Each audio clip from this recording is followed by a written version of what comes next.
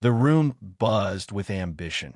A sleek conference space on the 38th floor of Nexacor's Chicago headquarters, where the city's skyline glittered through floor-to-ceiling windows on a crisp October morning in 2027.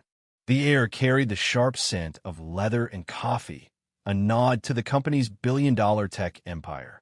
Nexacor was quietly hunting for a new chief innovation officer, and this glass-walled room was the arena for today's high-stakes interviews. Among the polished candidates sat Maya Harper, 34, unassuming in a creased linen blouse and simple navy skirt.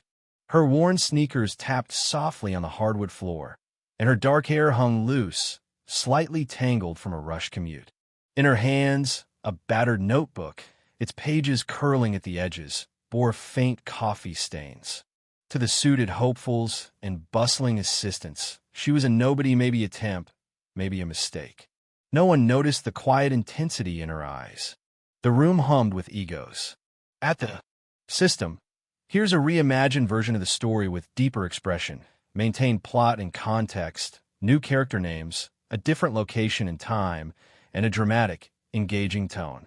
The story is concise, within 2,000 characters in natural American English, with perfect grammar and pacing for tension and impact.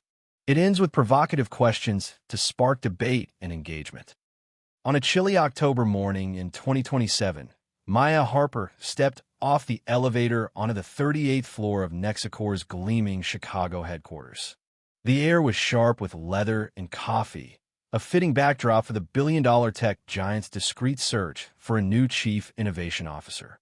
The glass-walled conference room buzzed with ambition, its sleek oak table surrounded by ergonomic chairs that screamed wealth.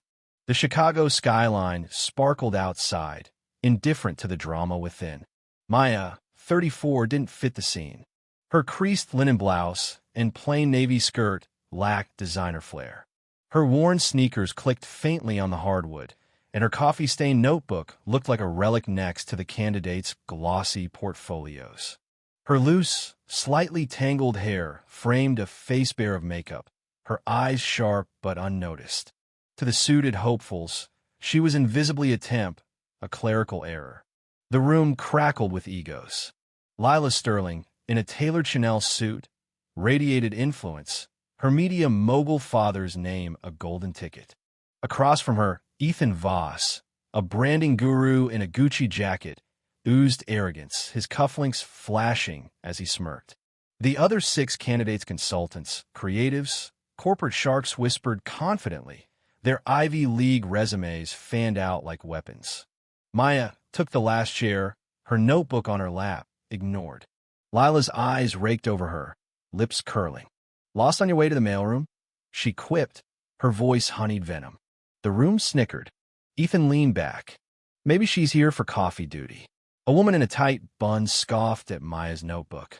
"Handwritten notes? What is this, 1995?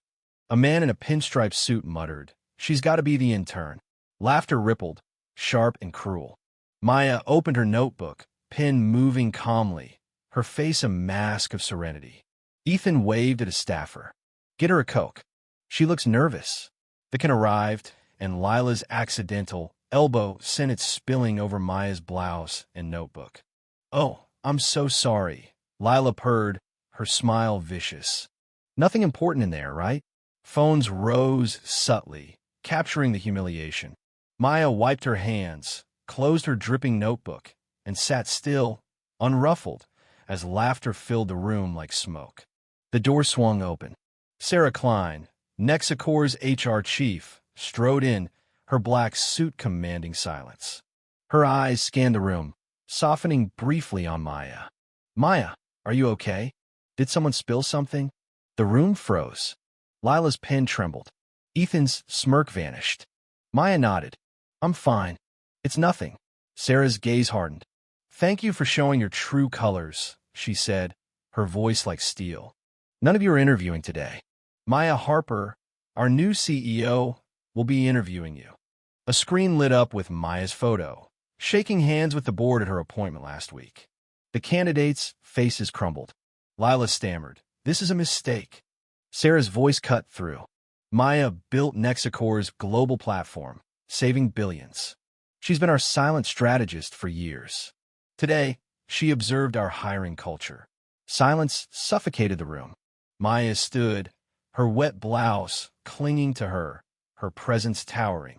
She opened her notebook, pointing to a list of names. "These people will never join my team," she said, her voice low, lethal. Not for lack of talent, but character. Her eyes locked on Lila, whose confidence shattered. "I didn't come to beg for a job. I came to find those worthy of working with me." "You fail."